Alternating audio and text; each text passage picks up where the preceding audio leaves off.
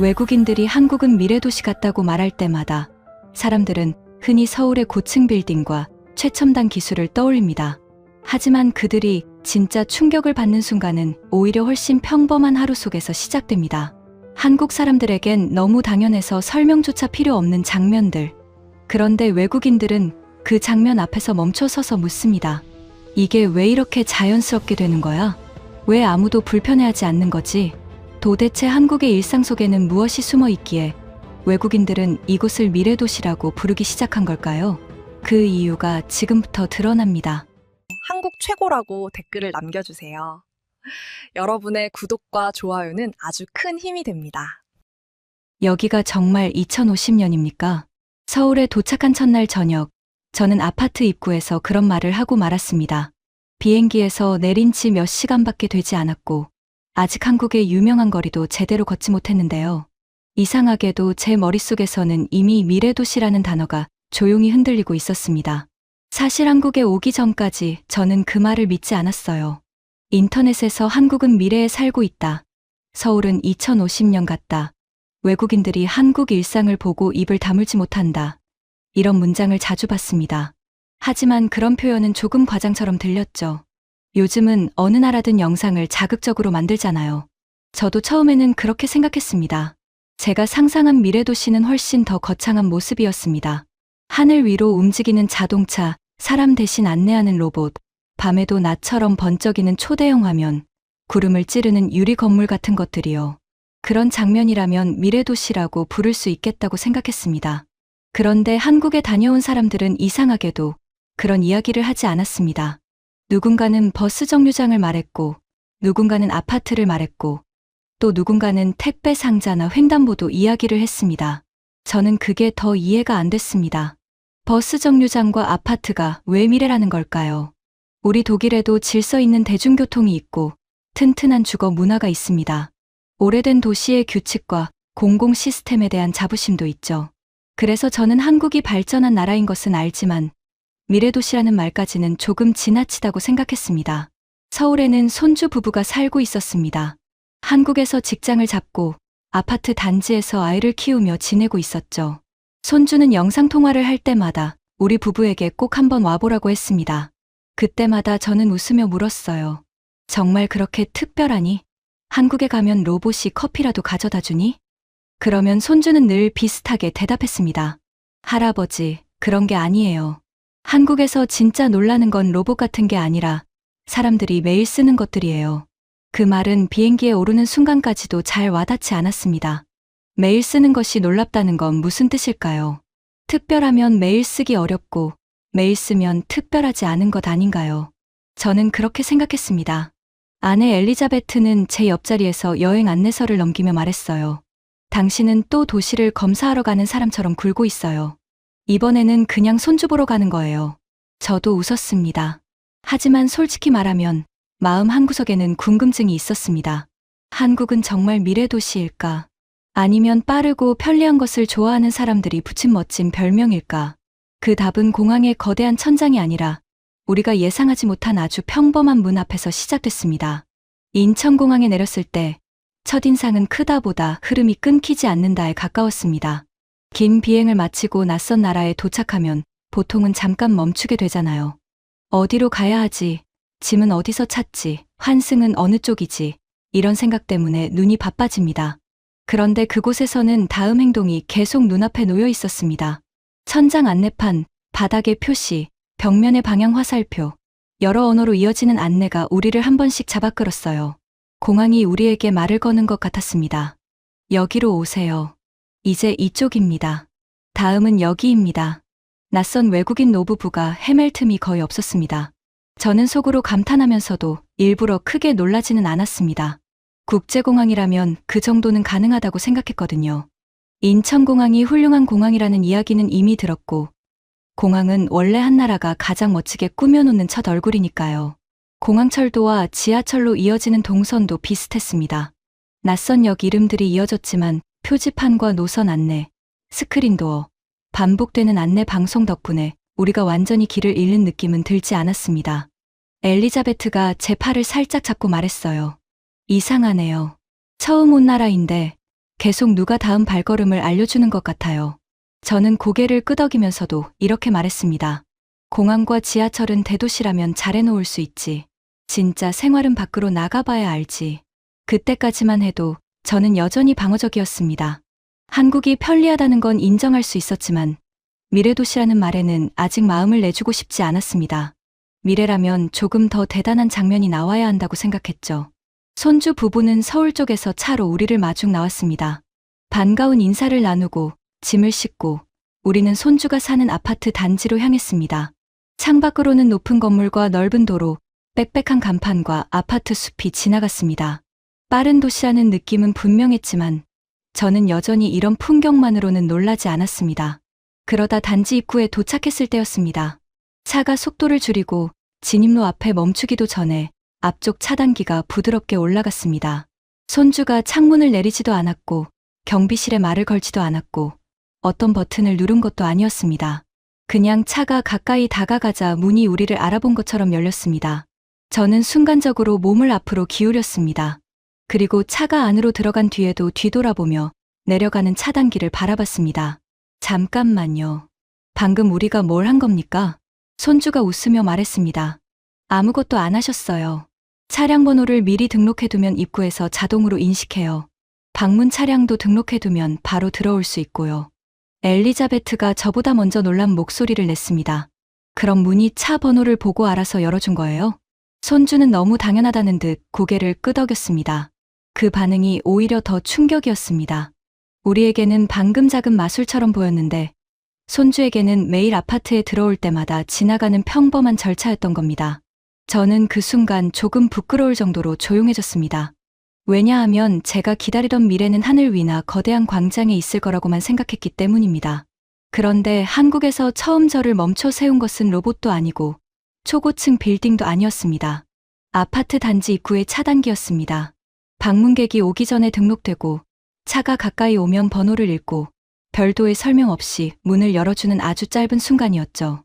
물론 이런 시스템이 한국의 모든 아파트에 똑같이 있는 것은 아닐 겁니다. 손주가 사는 단지의 방식일 수도 있고 비교적 새로 지어진 곳이라 더 편리하게 갖춰진 것일 수도 있겠죠. 하지만 제가 놀란 지점은 세상에 없던 기술이 아니라 이런 장면을 사람들이 너무 자연스럽게 일상 안에서 쓰고 있다는 사실이었습니다. 엘리자베트는 차창 밖으로 단지 안쪽 조명과 조용히 움직이는 차들을 바라보다가 작게 말했습니다. 당신이 말한 미래도시는 너무 시끄러웠던 것 같아요. 여기는 아무 소리 없이 열리네요. 저는 그 말에 웃지도 못하고 고개만 끄덕였습니다. 맞았습니다. 제가 상상한 미래는 늘 커다랗고 화려했습니다. 그런데 서울에서 처음 만난 미래는 우리에게 자랑하지 않았습니다. 미래는 멀리 있는 게 아니었어요. 아파트 입구에서 아무 말도 없이 그냥 조용히 열리는 작은 문 안에 이미 와 있었습니다.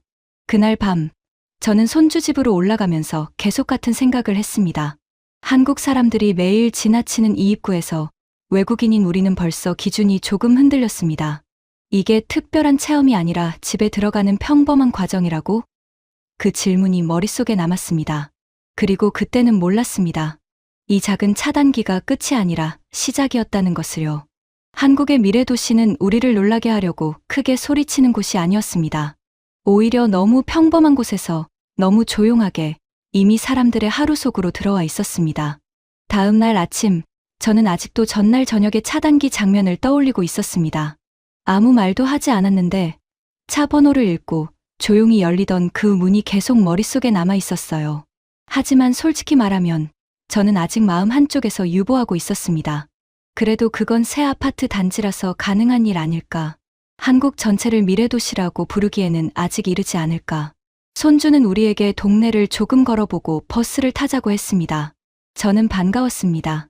도시를 제대로 보려면 관광지보다 생활동선을 봐야 한다고 생각했거든요. 화려한 공항이나 새 아파트 입구가 아니라 사람들이 매일 아무 생각 없이 서 있는 버스 정류장. 그런 곳을 보면 이 도시의 진짜 얼굴이 보일 것 같았습니다. 정류장은 아파트에서 2블록 정도 떨어져 있었습니다. 서울의 여름 아침은 이미 끈적했고 그늘 없는 길을 조금 걸었을 뿐인데 목 뒤로 땀이 배어났습니다. 저는 유럽의 잘 정비된 버스 정류장을 떠올렸습니다. 유리 패널, 작은 지붕, 시간표, 노선 안내. 서울도 그 정도면 충분히 훌륭하겠지. 그렇게 생각하며 정류장 안으로 들어섰습니다. 그런데 엘리자베트가 먼저 멈췄습니다. 잠깐만요. 여기 공기가 달라요. 저도 한 걸음 안으로 들어가자 바로 느꼈습니다.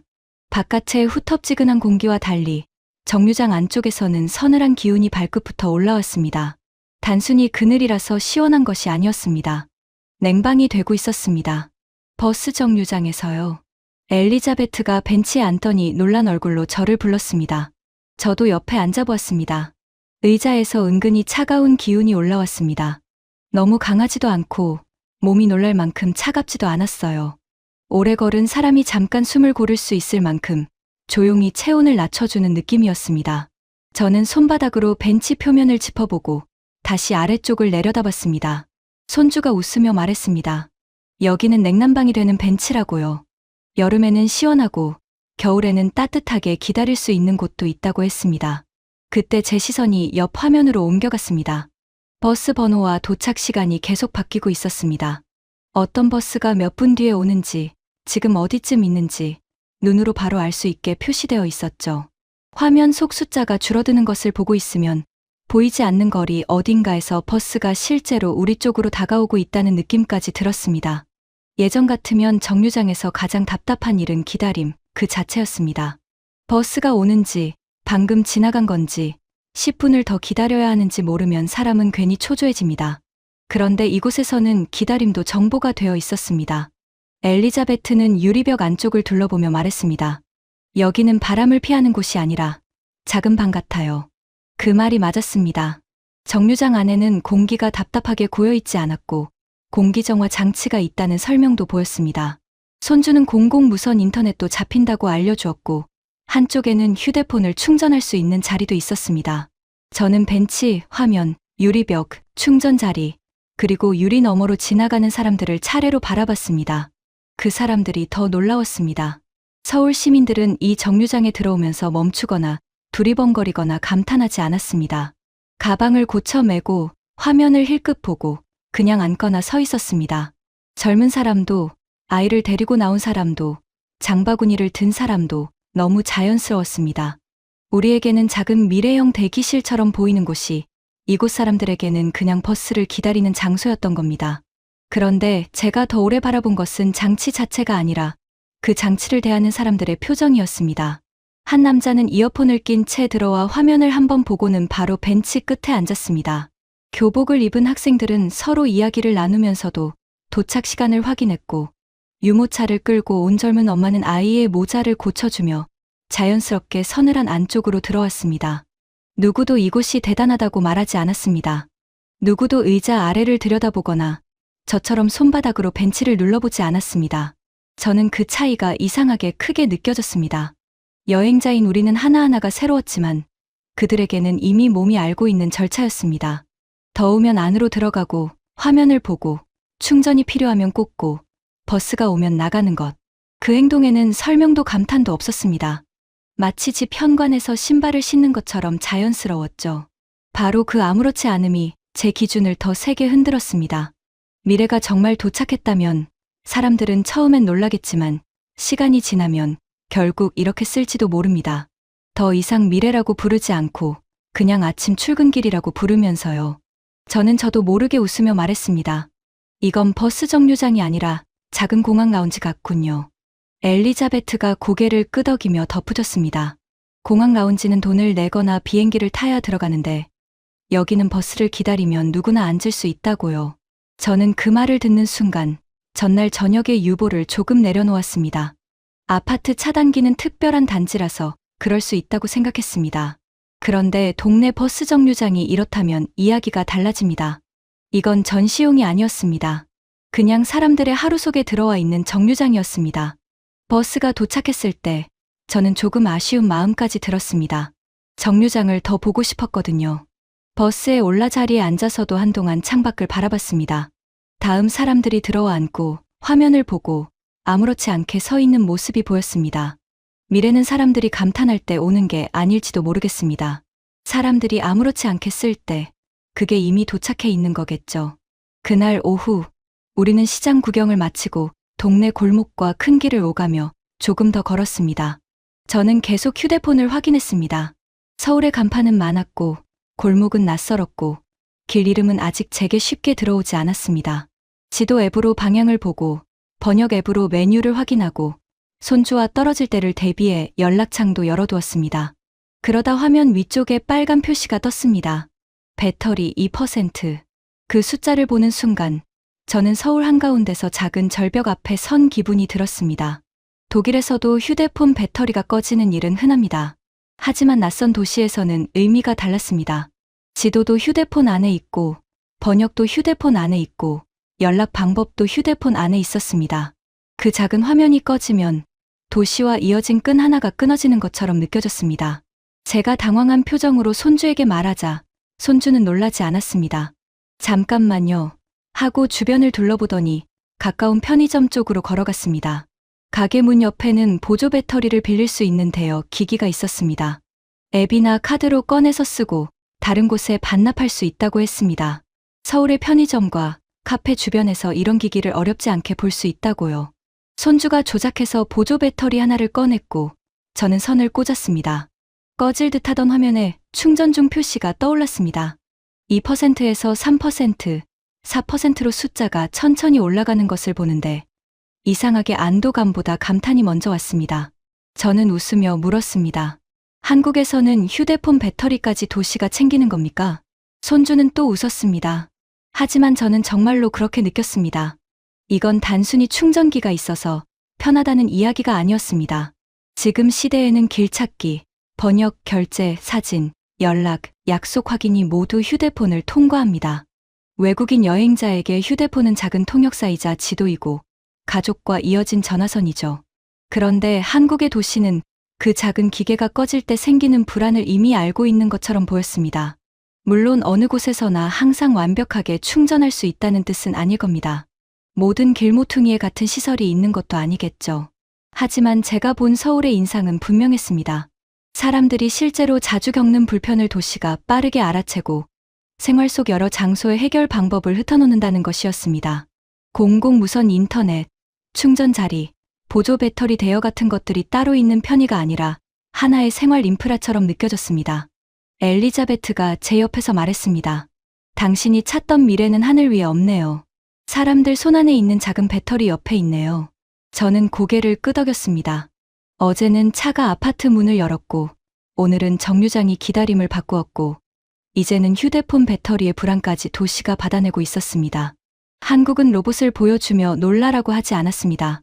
대신 사람들이 매일 느끼는 작은 불편을 하나씩 지워놓고 있었습니다. 길 위의 정류장과 충전 수단만으로도 이렇게 놀라운데 사람들이 하루의 대부분을 보내는 집 안은 어떨까요? 만약 한국의 미래가 거리에서 끝나지 않고 현관문 안쪽까지 이어진다면 우리는 또 무엇을 보게 될까요?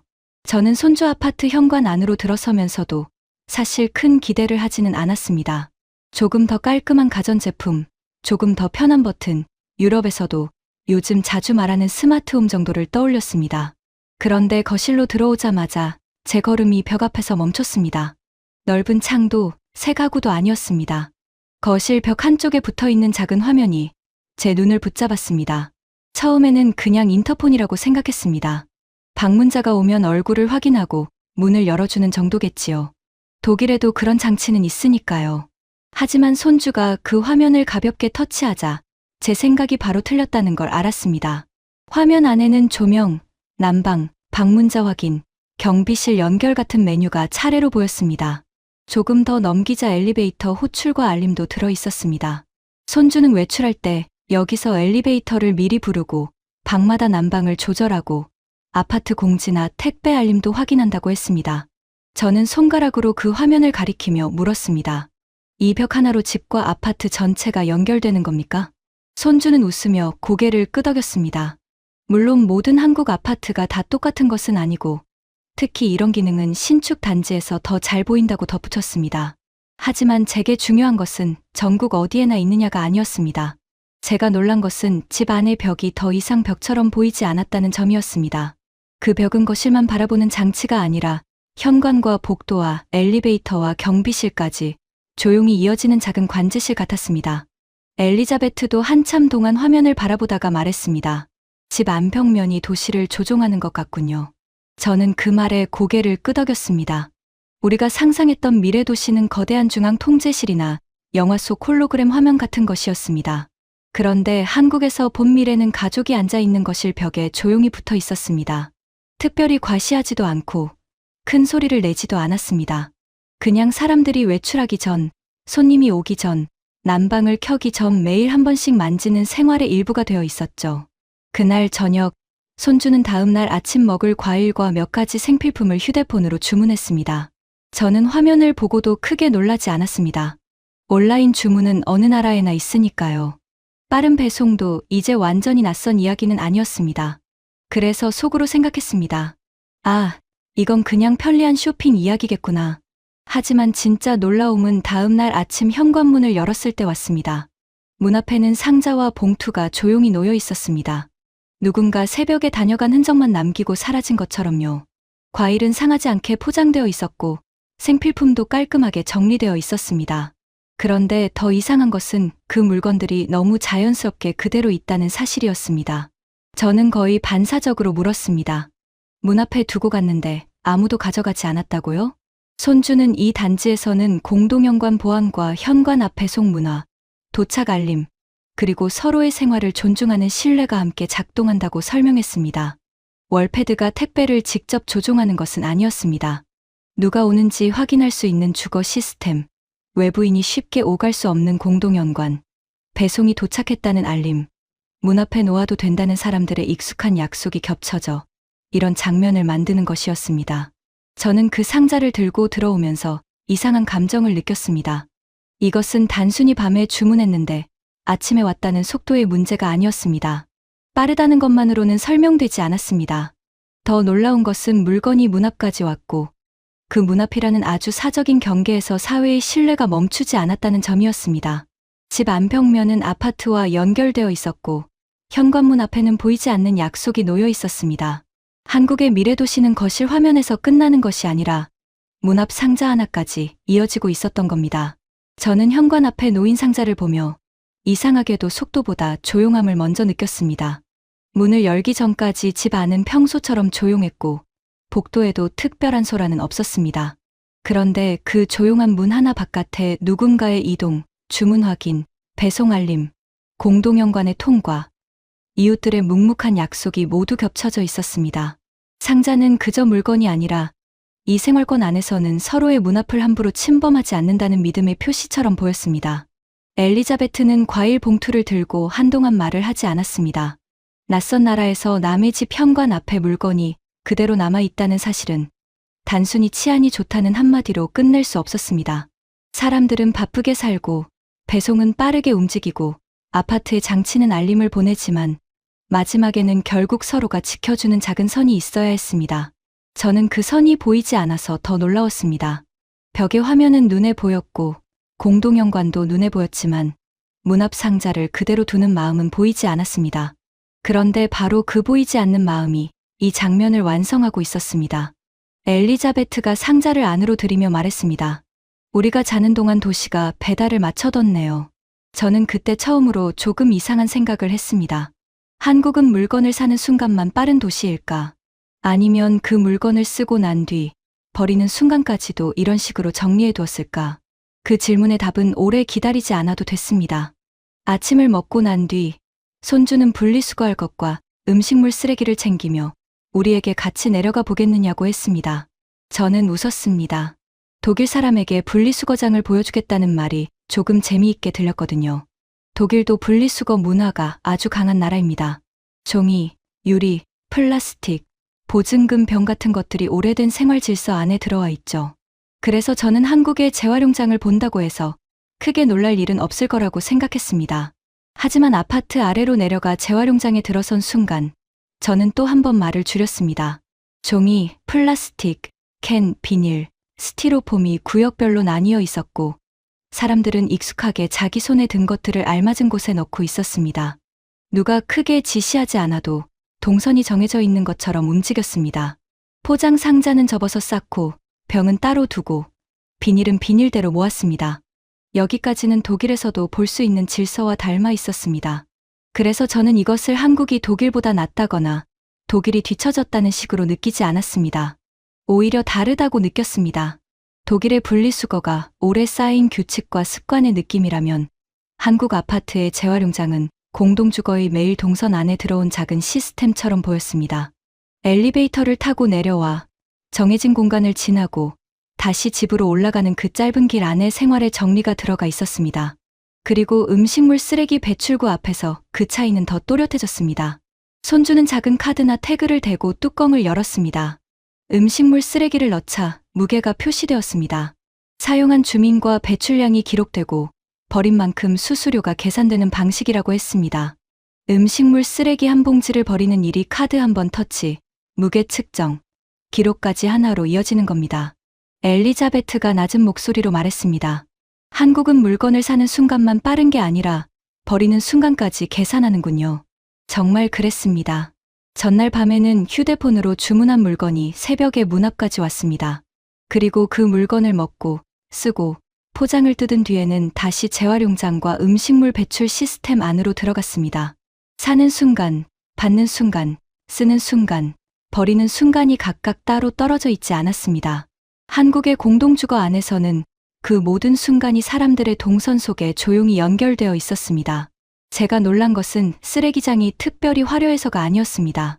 오히려 그곳은 아주 평범했습니다. 사람들이 슬리퍼를 신고 내려오고 봉투를 들고 오고 아이를 데리고 잠깐 들르는 곳이었습니다. 그런데 바로 그런 장소에 작은 디지털 시스템이 들어와 있었습니다. 가장 귀찮고 가장 뒤로 미루고 싶고 누구나 매일 조금씩 마주하는 일까지 계산되고 정리되는 모습을 보며 저는 다시 생각했습니다. 한국이 말하는 미래는 거창한 기계가 사람 앞에 서 있는 모습이 아니었습니다. 기다림은 정류장에서 정보가 되었고 배터리 불안은 충전 인프라가 되었고 집 안벽은 아파트와 연결되었고 문 앞 배송은 생활의 실내 위에 놓였습니다. 이제는 쓰레기를 버리는 순간까지 작은 기록과 시스템 안으로 들어와 있었습니다. 재활용장을 나와 다시 엘리베이터 쪽으로 걸어가는데 저는 아파트 입구 밖으로 보이는 횡단보도를 바라보았습니다. 도시가 이렇게 집 안과 문 앞과 쓰레기장까지 사람들의 행동을 따라와 있다면 길을 건너는 방식은 또 어떻게 바뀌어 있을까요? 저는 그때 아직 몰랐습니다.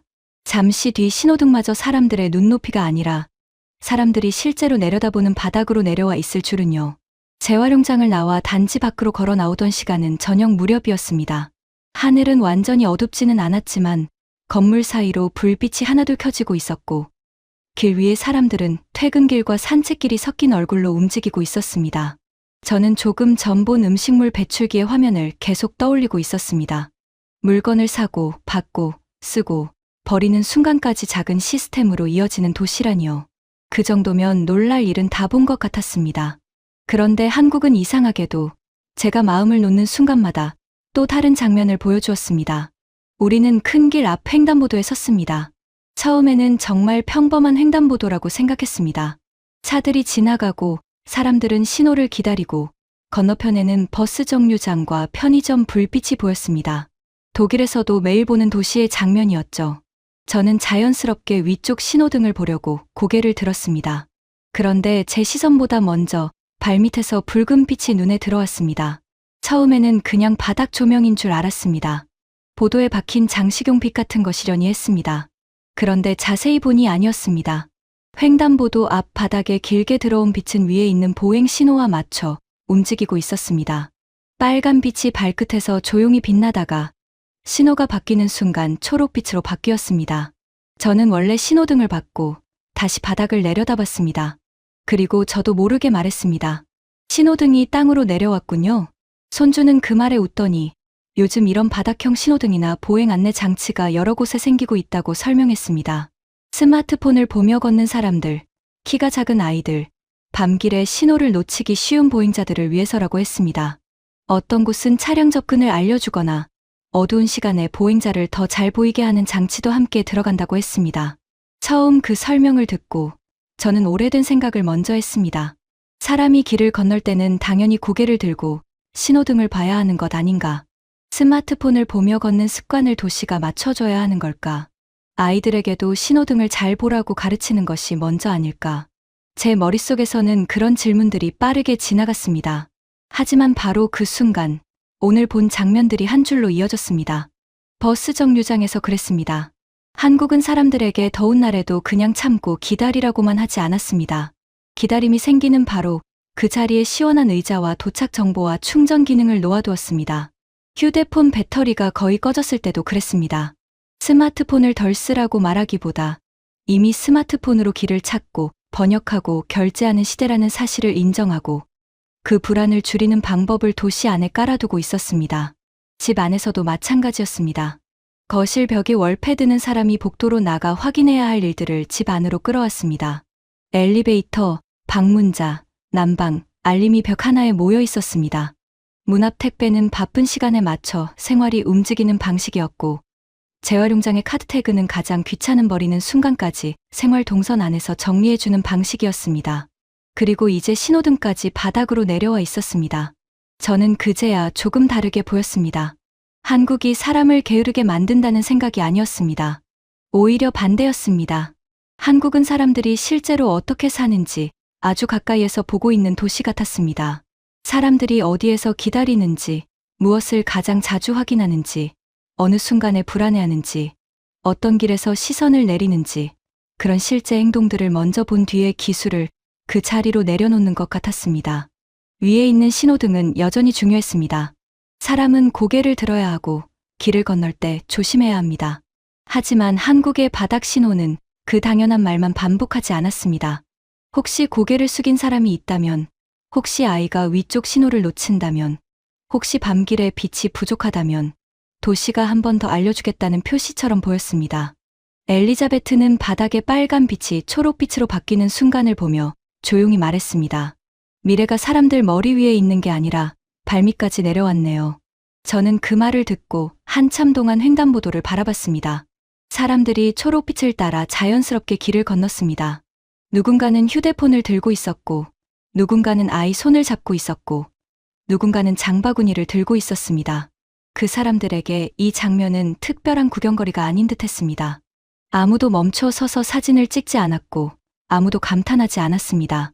그냥 매일 건너는 길을 건널 뿐이었습니다. 바로 그 평범함이 가장 놀라웠습니다.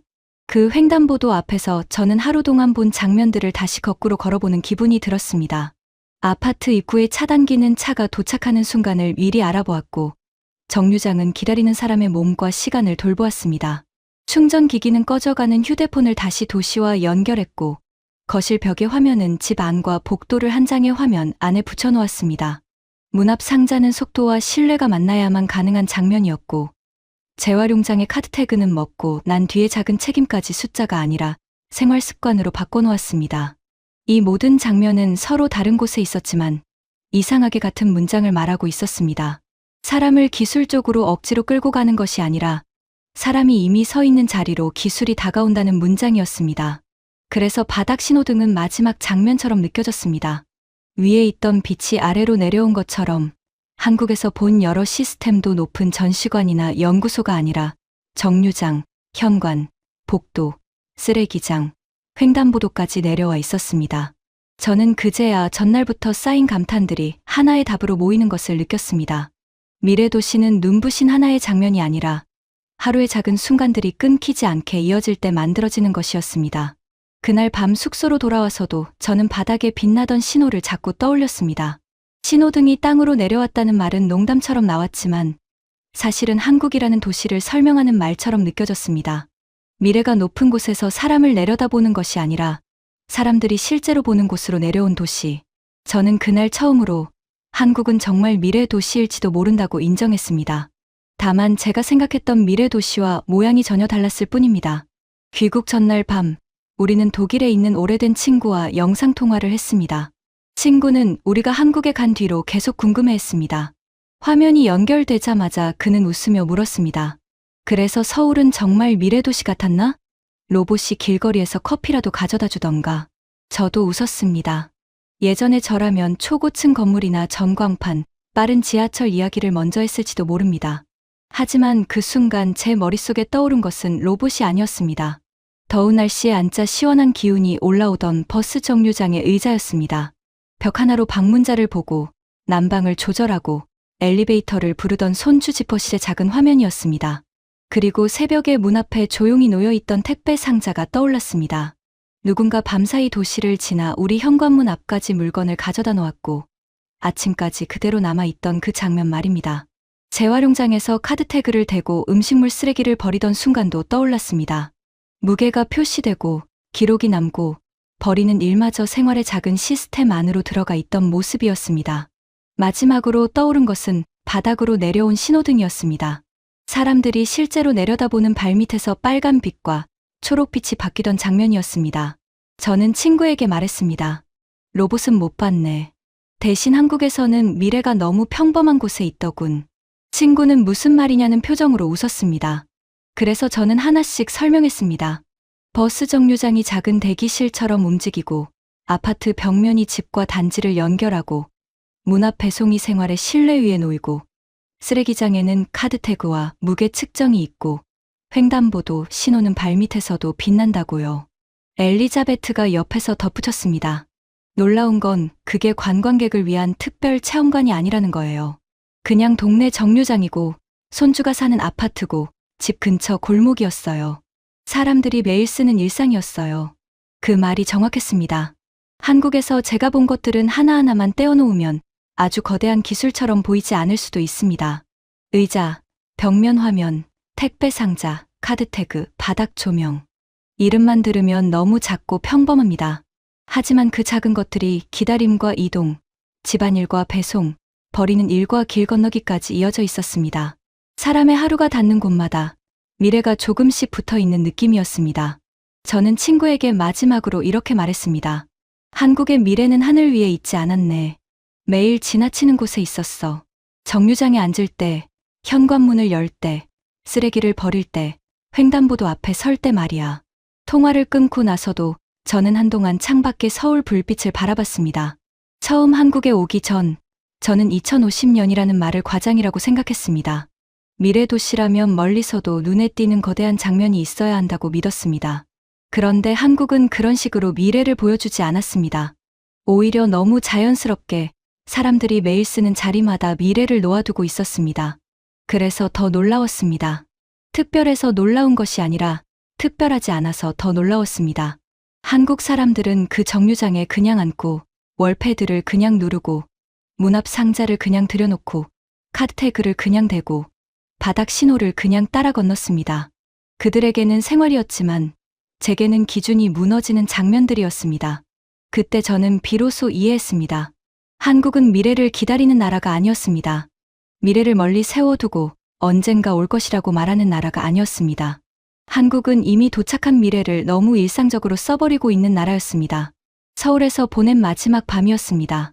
로봇도, 하늘을 나는 탈 것도, 눈이 부신 전시관도 없었습니다.